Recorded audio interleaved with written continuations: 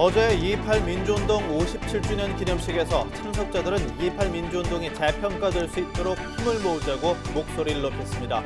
태극기가 탄핵 반대의 상징으로 사용되면서 3.1절에 태극기를 기양해야 하는가 하는 고민까지 나오는 가운데 광복회가 시위도구로 태극기 사용 자제를 촉구했습니다. 엑스포가 전시장 규모를 확장하고 전시회 국제화를 통해 대구의 미래 신성장 산업 지원을 강화하기로 했습니다. 영일만항을 운항하는 관광 유람선이 소규모와 대규모 두 개사의 경쟁 체제로 들어가 관광객 유치에 기여할 것으로 기대되고 있습니다. 여러분 안녕하십니까? 3월 1일 수요일 아침 대구 MBC 뉴스투데이입니다. 3.1절인 오늘 우리 지역은 평년보다 기온이 높은 포근한 날씨가 되겠고 밤부터는 비가 내리겠습니다. 이 비는 내일 오전에 대부분 그치겠고요. 이후 기온이 다시 조금씩 내려가겠습니다. 자세한 날씨 소식 이시정 기상캐스터입니다. 네, 3월의 첫날이자 3.1절인 오늘도 한낮에는 어제만큼이나 포근하겠습니다. 다만 어제보다는 하늘에 구름이 많아지겠고 오늘 오후부터 내일 오전까지는 비 소식이 들어있는데요. 주로 활동량이 많지 않은 밤 시간대에 내리기 때문에 오늘 낮 동안 야외 활동 무난하겠습니다. 내일 아침까지는 기온도 평년보다 높겠습니다. 현재 대구의 기온 영상 1.7도로 출발하고 있는데요. 한낮에는 14도로 평년보다 4도가량 높은 기온을 보이겠습니다. 내일 아침 기온도 4도로 출발해 크게 춥지 않겠는데요. 낮부터는 차가운 바람이 불면서 기온이 다소 내려가겠고요. 모레 오전까지는 다소 추운 날씨가 이어지겠습니다. 날씨 정보였습니다. 우리나라 최초의 학생 민주운동으로 꼽히는 2.28 민주운동 57주년을 맞아 어제 기념식이 열렸는데 기념식 참석자들은 국가기념일 지정 등 2.28 민주운동이 재평가되도록 함께 힘을 모아야 할 것이라고 목소리를 높였습니다. 양관희 기자가 보도합니다. 이승만 자유당 정권의 횡포와 부패에 맞서 대구 고등학생들이 거리에 나온 1960년 2월 28일. 대구 학생의거는 들불처럼 번지면서 3.15 마산의거와 4.19 혁명으로 이어져 결국 이승만 대통령의 하야를 이끌어낸 우리나라 최초의 민주운동으로 꼽힙니다. 그러나 국정교과서에 날짜도 언급되지 않은 채 단 한 문장으로 서술되는 등 2.28 민주운동은 제대로 평가받지 못하고 있습니다. 어제 열린 57주년 기념식에서 학생의 결의문 낭독을 시작으로 피 끓는 학도로서 최후의 일각까지 부여된 권리를 수호하기 위해 싸우련다. 학생 등 각계각층의 시민 700여 명은 2.28 민주운동을 재평가해 국가기념일로 지정해야 한다고 목소리를 높였습니다. 대구 시민들만 기념하는 그러한 날이 아니라 온 국민이 기념하는 그러한 국가기념일로 지정하기 위해서 지금 국회 청원을 하고 있습니다. 광주시장과 5.18 민주화운동 단체장 등도 기념식에 참석해 힘을 보탰습니다. 5.18 광주 민주화운동이 국가기념일로 지정돼서 전 국민이 함께 추모하고 기억하듯이 60년 2.28 대구 학생의거도 국가기념일로 지정이 돼서 후세들에게 이런 움직임에도 불구하고 국가보훈처는 여전히 국가기념일 지정에 소극적이고 국가기념일로 지정하자는 국회 결의안은 8달이 지나도록 소관 상임위에서 통과조차 되지 못하고 있습니다. MBC 뉴스 양관입니다.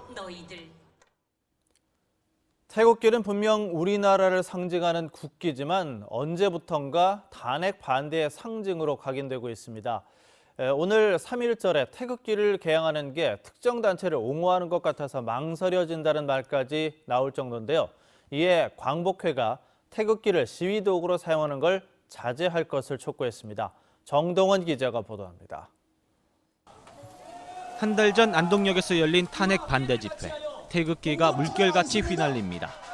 며칠 전 충북 청주에서는 탄핵 반대 집회에서 태극기를 태운 20대가 국기 모독죄로 조사를 받기도 했고 재판정에서 태극기를 펼쳐드는 기행도 있었습니다. 탄핵 찬성 집회에 촛불이 있듯이 탄핵 반대 집회에는 태극기가 따라다닙니다. 3.1절인데 태극기를 그래서 달아야 되는데 특정 집단을 옹호하는 게 아닌가라는 생각이 들어서 조금 태극기를 다는 게 망설여집니다. 독립유공자와 유족들로 구성된 광복회가 이런 현상에 성명을 내고 일침을 가했습니다. 일제에 맞서 독립을 쟁취한 3.1운동의 상징 태극기가 특정 목적을 실현하려는 도구로 전락했다는 겁니다. 3일 정신은 신분, 계층, 지역, 종교를 뛰어넘어 국민을 하나로 묶는 통합 정신인데 탄핵 반대 집회의 태극기는 국민 분열을 야기시킨다고도 지적했습니다. 오늘 있을 탄핵 반대 집회에 경북에서 3,500명이라는 사상 최대 인원이 상경할 것으로 경찰은 파악하고 있습니다. 태극기뿐 아니라 일제로부터 독립선언을 한 3.1절에 성조기까지 등장할 거란 참가자들의 움직임에 광복회는 선열들이 통탄할 일이라며 우려를 나타냈습니다. 광복회 경북지부는 이런 내용의 성명에 항의하는 전화가 빗발치고 있다며 예정했던 언론 인터뷰도 취소했습니다. MBC 뉴스 정동원입니다. 대구시가 98주년 3.1절을 맞아 오늘 오전 10시 문화예술회관 80홀에서 1000여 명이 참석한 가운데 기념식을 엽니다. 이에 앞서 오전 9시에는 시장과 시의회 의장, 교육감과 지방경찰청장 등 기관단체장이 동구 시남선열공원에서 참배하고 기념식이 열리는 오전 10시에는 청라언덕에서 만세운동 재연 행사가 열립니다. 이어 정오에는 국제보상운동 기념공원에서 기미독립선언 민족대표 33인의 업적과 3.1운동 정신을 계승하는 다종 행사가 열리고 같은 시각 동성로에서는 북공연과 독립선언 퍼포먼스, 태극기 몹 행사가 열립니다. 경상북도는 오전 10시 경북도청 신청사에서 도지사와 도의회 의장, 도교육감 등 기관단체장과 애국지사, 독립유공자 유가족 등 900여 명이 참석한 가운데 3.1절 기념 행사를 엽니다. 국내 4개 원전에 40만 다발이 넘는 고준위 방사성 폐기물이 임시 보관 중인데 잠재적 위험이 높을 만큼 사업자에게 세금을 부과하는 법안이 국회에 상정됐습니다. 그런데 한편에서는 원전 내 임시 저장고가 고준위 방패물 영구 처분 시설로 악용될 수도 있다는 우려가 나오고 있습니다. 김형일 기자가 보도합니다. 경주 월성원전이 고준위 방사성 폐기물을 임시로 보관하고 있는 콘크리트 구조물, 지상에 그대로 노출돼 있습니다. 지난해 경주 광진처럼 천재지변이 발생할 경우 방사능 누출 등 잠재적인 사고 위험이 있지만 수십 년째 경주 시민들은 참고 살아왔습니다. 월성원전의 고준위 방패물이 압도적으로 많고 국내 4개 원전에 임시 보관 중인 방패물을 모두 합치면 41만 5천 다발에 이릅니다. 이에 따라 원전 내 보관 중인 고준위 방패물에 대해 지역자원시설세를 사업자인 한수원에 부과하는 지방세법 개정 법률안이 강석호 의원의 대표 발의로 국회에 상정됐습니다. 지역민이 사용 해결료에 대한 위험 부담을 고스란히 안고 있기 때문에 여기에 대한 기존 저작물에 대한 지역자원시설세로 우리가 받는 건 지극히 당연한 오히려 늦은 감이 있다고 생각됩니다. 개정안이 통과되면 경주는 599억 원, 울진은 209억 원, 전남 영광은 250억 원의 지방세수를 기대하고 있습니다. 하지만 우려의 목소리도 높습니다. 지역자원시설세 부과를 이유로 원전 내 임시 저장고가 자칫 고준위 방패물 영구 처분 시설로 악용될 가능성도 높다는 것입니다. 더구나 고준위 방패장 조성 사업은 수십 년째 부지조차 확정짓지 못하고 있는 상태에서 원전 소재 지자체가 경제적 혜택에만 치중할 경우 더 큰 위험 부담을 떠안을 수 있다는 지적도 제기되고 있습니다. 이렇게 된다면 고준위 방사능 폐기물 처분장처럼 악용될 소지가 충분히 있습니다. 경주 시민들이 돈이면 다 되겠구나라고 생각하고 있는 정부의 처사하고 다를 바가 없는 거죠. 특히 반핵 단체들은 월성원전의 중수로 원자로가 고준위 핵폐기물 발생량의 96%를 차지하는 만큼 낡은 중수로 원자로부터 즉시 폐쇄하는 것이 문제 해결의 지름길이라고 주장하고 있습니다. 따라서 원전 사업자에게 세금을 부과하는 현실적인 해결책도 중요하지만 정부도 고준위 방패물 문제 해결을 위한 근본적인 대책을 수립해야 한다는 목소리가 높습니다. MBC 뉴스 김혁일입니다. 대구시가 인공지능을 기반으로 한 민원 상담 서비스를 시작했습니다. 문자 메시지로 질문을 보내면 인공지능이 역시 문자로 대답해주는 시스템인데 음성을 인식하는 인공지능 상담으로까지 확대해 나갈 방침입니다. 보도에 윤영균 기자입니다. 대구시의 민원 접수 창구인 120 달구벌 콜센터입니다. 40명이 넘는 상담사가 오전 8시부터 밤 9시까지 업무를 보는데 지난해 접수된 민원 41만여 건 가운데 절반 정도는 간단한 검색으로 해결할 수 있는 것들이었습니다. 혹시 버스 전용 차로가 대구에도 있는 거예요? 네, 맞습니다. 버스 전용 차로는 일반 차로와 구별을 하여 버스가 보다 신속하게 통행할 수 있도록 전용 차로를 운영하고 있습니다. 민원 상담의 효율성을 높이기 위해 대구시가 시범 운영을 시작한 민원 상담 서비스 뚜봇입니다. 여권을 어디서 발급받을 수 있는지 물었더니 1초도 되지 않아 바로 채팅창에 답변이 뜹니다. 여권 발급 기간이나 여권을 분실했을 경우도 질문과 동시에 정보를 알 수 있습니다. 도입 초기이다 보니 한계도 있습니다. 조금만 복잡한 질문을 하니 엉뚱한 답변이 나옵니다. 지금은 여권 관련 상담만 가능하지만 대구시는 보완을 거쳐 답변 적중률을 70-80%까지 끌어올린 뒤 다른 민원 상담으로도 확대할 계획입니다. 요즘 전부 다 스마트폰이 보편화되어 있고 하기 때문에 젊은 층이라든가 이런 사람들 전부 다 그 채팅으로 많이 하기를 원하고 또 좋아하는 것 같습니다. 그래서 이것도 이제 채팅하듯이 미는 질문을 하고 대답할 수 있도록. 대구시는 문자뿐만 아니라 장기적으로 음성 인식을 기반으로 한 인공지능 상담 서비스도 계획하고 있습니다. MBC 뉴스 윤용균입니다. 현재 전국에서 신설되거나 증설이 추진되고 있는 전시장이 14개입니다. 이 전시 컨벤션 산업이 본격적인 경쟁 체제로 돌입하고 있는 건데요. 엑스코도 전시장의 규모를 확장하고 전시회 국제화를 통해서 대구의 미래 신성장 산업 지원을 강화할 계획입니다. 이상원 기자가 보도합니다. 엑스코는 곧 전시관 뒤쪽 2만 제곱미터의 땅에 제2전시장을 건립하기 위한 기본 계획 수립에 들어갑니다. 계획대로 3년 뒤인 오는 2020년 제2전시장이 문을 열면 2021년 세계 가스총회를 시작으로 대규모 국제전시회를 충분히 유치할 수 있는 규모를 갖추게 됩니다. 원래부터는 대구시가 신성장 산업으로 추진하고 있는 미래자동차, 에너지, 물, 사물인터넷, 의료산업과 관련된 전시회를 개발하고 확장해 나갈 계획입니다. 대구시가 가장 역점을 들여 추진하고 있는 미래형 자동차 산업은 오는 11월 바로 이곳 엑스코에서 열리는 대구국제 미래자동차 엑스포를 통해 그 모습을 드러낼 예정입니다. 대구가 자동차 부품 산업이 20% 이상 차지하고 있기 때문에 이 부분을 제가 미래 먹거리가 가지고 가기 위해서 저희가 전자산업, 전장산업 이런 부분을 연계해서 대구의 미래 먹거리가 할 수 있도록 그렇게 준비를 할 계획입니다. 국제 그린 에너지 엑스포, 메디 엑스포, ICT 융합 엑스포, 로봇 산업전 등 주간 전시회 국제화를 통해 규모 확대와 차별화를 꾀한다는 전략입니다. 저희가 자체 주간 전시회를 1년에 18번 정도 합니다. 이 자체 주간 전시회도 한 25번 이상으로 확대해 나가고 글로벌 전시 주최자들하고의 협력을 강화함으로 해서 규모도 확대해 나가고 또한 이 전시회 국제화도 도모해 나갈 생각으로 갖고 있습니다. 지역 산업을 지원하는 플랫폼 기능이 자리를 잡게 되면 대구의 경제에 미치는 시너지 효과가 클 것으로 기대됩니다. MBC 뉴스 이상원입니다. 올해 1월 대구공항의 국제선 이용객이 지난해보다 많이 늘어나면서 전국에서 가장 빠른 증가세를 보이고 있습니다. 국토교통부에 따르면 올해 1월 대구공항의 국제선 이용객은 약 11만 명으로 지난해 1월보다 184%나 늘었습니다.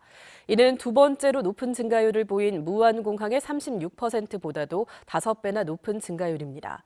국토교통부는 이 같은 증가세는 저비용 항공사의 대만과 일본 노선 취향이 늘면서 이용객이 몰린 때문으로 보고 있습니다. 한편 국내선 이용객도 지난해 1월보다 19.4% 늘어 여수공항의 54.5% 증가율에 이어서 두 번째로 많이 늘었습니다. 영일만 항을 운항하는 관광 유람선이 본격적인 경쟁 체제에 들어갔습니다. 소규모 유람선을 운항하는 포항 크루즈와 대형 유람선을 취항시킨 영일만 크루즈, 양사가 경쟁을 통해서 관광객 유치에 한 몫을 할지 관심이 쏠리고 있습니다. 김철승 기자가 보도합니다. 푸른 파도와 맑은 물, 밤이면 포스코 야경과 영일대 해수욕장이 아름다운 영일만. 이곳에 영일만 크루즈가 2년간 운항하던 200톤급 중형 유람선을 빼고 대신 대형 관광 유람선을 새로 취항시켰습니다. 747톤급의 정원 600여 명, 3층인 이 유람선은 종전 유람선과 달리 뷔페 식사와 외국인 상설 공연이 가능하고 야간에는 배 위에서 화려한 불꽃놀이도 펼칩니다. 포항의 아름다운 야경을 다시 한번 느낄 수 있어서 참 좋은 기회가 된 것 같습니다. 영일 만에 유람선이 도입된 것은 지난 2014년 상공인들이 출자에 맞는 포항 크루즈는 현재 6척의 유람선을 운항하고 있습니다. 그런데 이 유람선은 작은 것이 17인승, 큰 것이 57인승으로 단체 관광객을 수용하기 어렵습니다. 포항 크루즈가 주로 가족 단위 소규모 관광객을 고객으로 하는 반면 영일만 크루즈는 외지 단체 예약 관광객을 유치해서 지역 경제에 파급 효과가 큽니다. 올 봄에는 저희 관광버스가 500대 정도가 예약이 되어 있고 그분들이 오시면 배뿐만 아니라 숙소 그리고 음식, 쇼핑 이 모든 것이 갖춰져서 포항 경제에 큰 도움이 될 것 같습니다. 하지만 승선 요금이 비싸고 대형 버스 주차장이 부족해 관광객 수용에 혼잡이 예상됩니다. 대형 관광 유람선의 취향이 관광객들에게 선택의 폭을 넓히고 지역 경제에도 도움이 될 것으로 기대됩니다. MBC 뉴스 김철승입니다. 지난 시즌 최악의 성적을 거뒀던 삼성 라이온즈가 2017 시즌 개막을 앞두고 오키나와에서 구슬땀을 흘리고 있습니다. 올 시즌 대대적인 변화를 예고한 삼성의 오키나와 캠프 소식, 현지에서 서관 기자가 전합니다.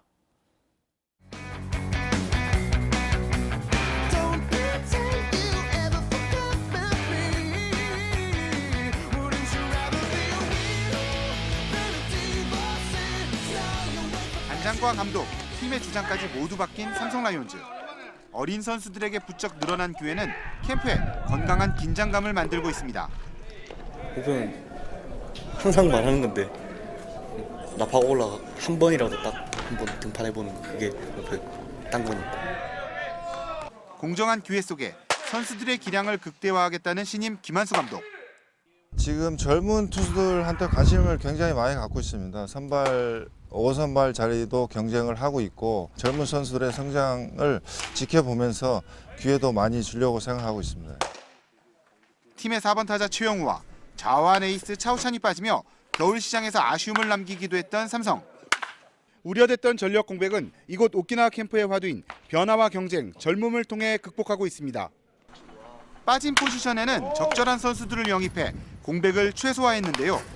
I think I'm, pretty talented offensively. I have a lot of power.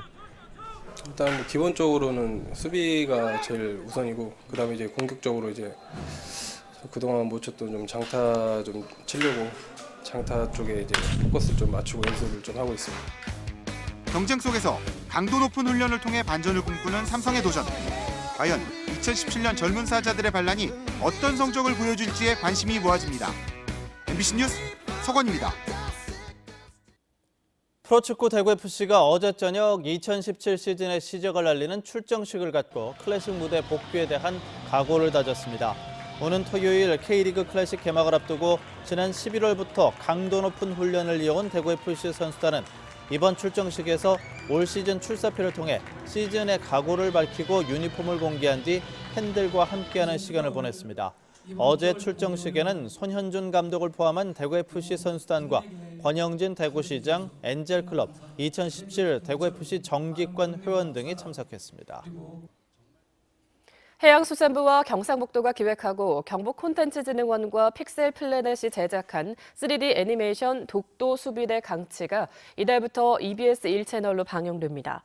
2년 만에 완성된 독도 수비대 강치는 강치와 친구들이 악당으로부터 독도를 구하는 이야기로 독도의 역사와 의미를 함께 전하고 있습니다. 경북콘텐츠진흥원은 앞으로 케이블 TV 방송과 해외 영화제 출품, 캐릭터 박람회 참가 등으로 대한민국 영토 독도를 홍보할 계획입니다.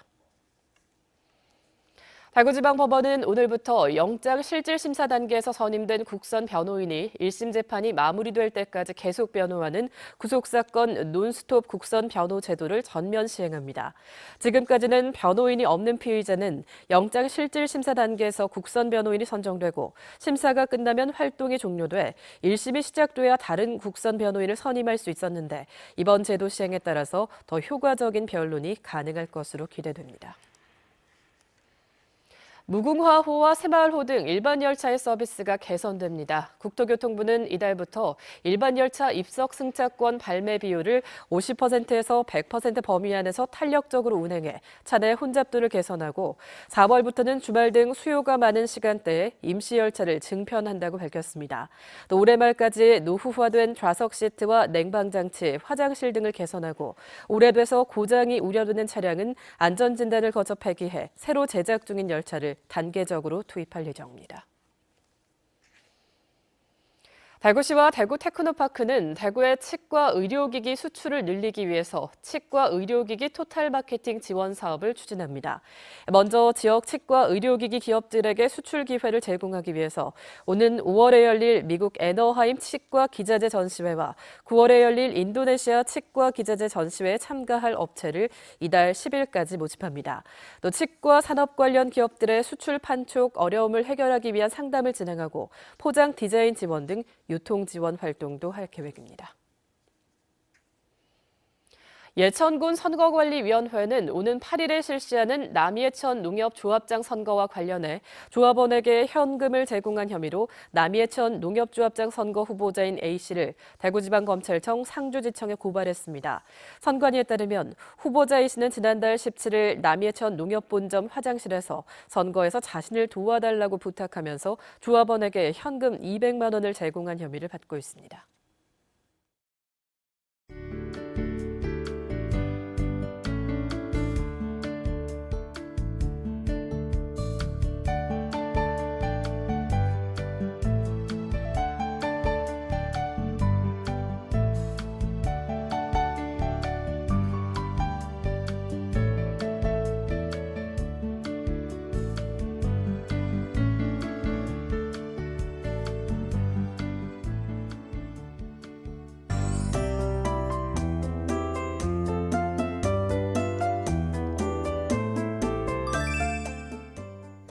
3월의 첫날이자 3일절인 오늘도 어제만큼이나 포근하겠습니다. 다만 어제보다는 하늘에 구름이 많아지겠고 또 오늘 오후부터 내일 오전까지는 비 소식이 들어있는데요.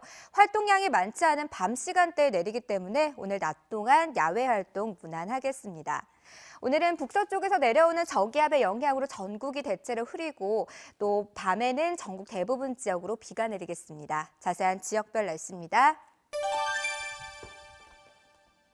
대구의 현재 기온 영상 2도, 낮 기온 14도로 어제와 비슷하겠습니다. 경북 남서내륙 지역의 아침 기온은 영하 2도에서 영상 1도로 출발하고요. 낮 기온은 11도에서 14도 분포로 평년보다 높은 기온을 보이겠습니다. 안동의 현재 기온은 영하 1도, 낮 기온 13도 예상됩니다. 포항과 경주의 낮 기온은 14도, 바다의 물결은 0.5에서 1.5m로 일겠습니다. 비가 그치고 내일 오후부터는 찬바람이 불면서 모레 오전까지 다소 차가운 날씨가 이어지겠습니다. 날씨 정보였습니다.